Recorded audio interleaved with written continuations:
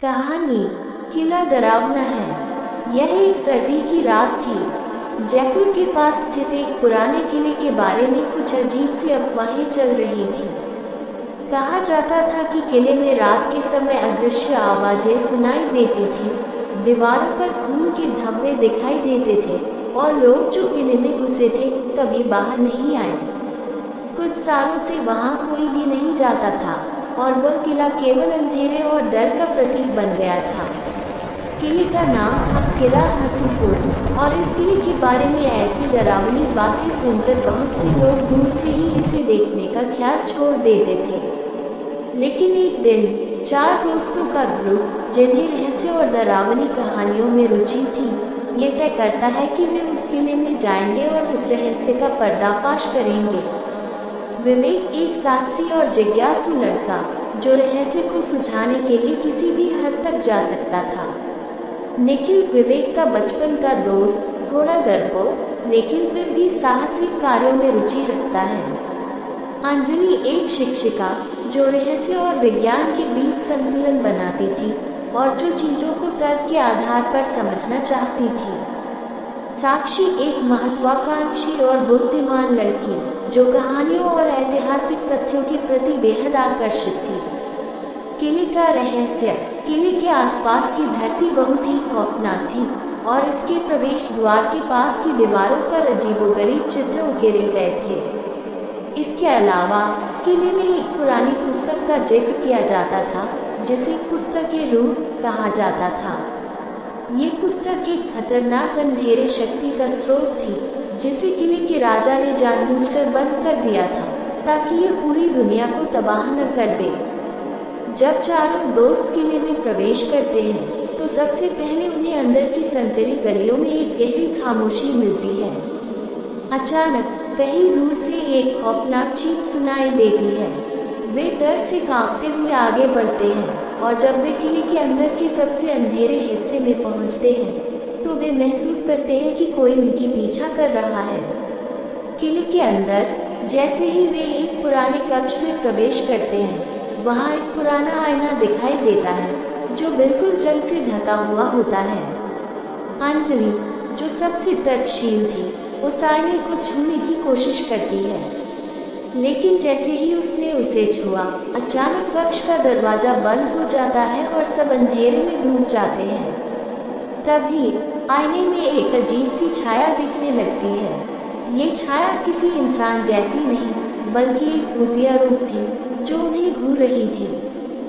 विवेक और निखिल डर के मारे कांपने लगते हैं, लेकिन अंजलि और साक्षी इसे एक मानसिक भ्रम मानती हैं।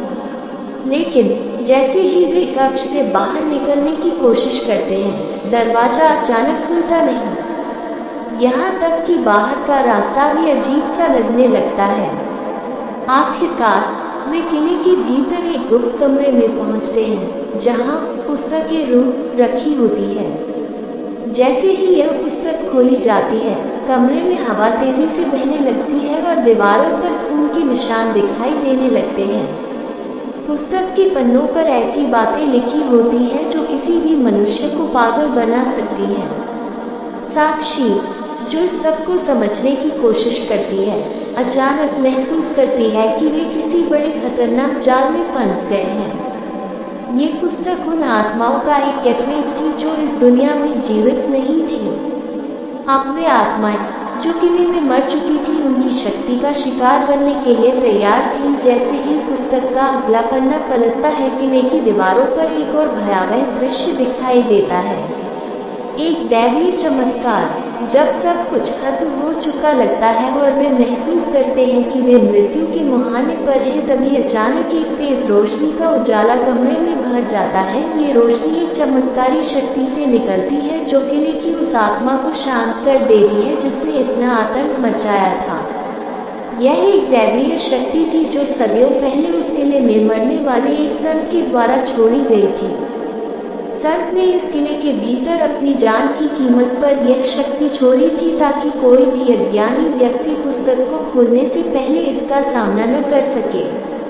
जब रोशनी कम होती है तो चारों दोस्त बचे होते हैं, लेकिन किला पूरी तरह से शांत हो चुका होता है। किले की भयावहता अब खत्म हो चुकी थी। वे भागते हुए किले से बाहर निकलते हैं और जैसा कि वे बाहर आते हैं, किला अचानक ध्वस्त हो जाता है, जैसे उसकी पूरे अस्तित्व को एक अदृश्य शक्ति ने नष्ट कर दिया हो। यह अनुभव उन्हें पूरी तरह से बदल देता है।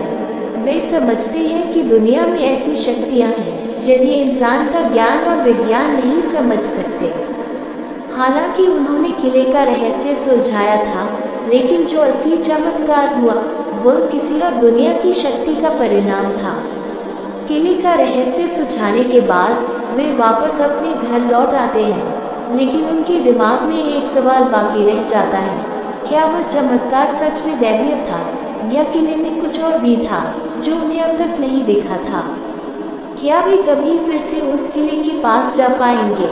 और क्या उन आत्माओं की शक्तियाँ अभी भी उनके आसपास हैं? इस सवाल के साथ ही कहानी खत्म होती है और दर्शक ये जानने के लिए बेचैन रहते हैं कि असल में क्या हुआ था। भूत प्रेत, रहस्यमय घटनाएं और असामान्य घटनाओं पर आधारित कहानियां हमेशा से ही हमारी जिज्ञासा और डर को उत्तेजित करती रही हैं। एक अच्छी थ्रिलर हॉरर कहानी में रहस्य, खौफ और एक चौंकाने वाला अंत होता है।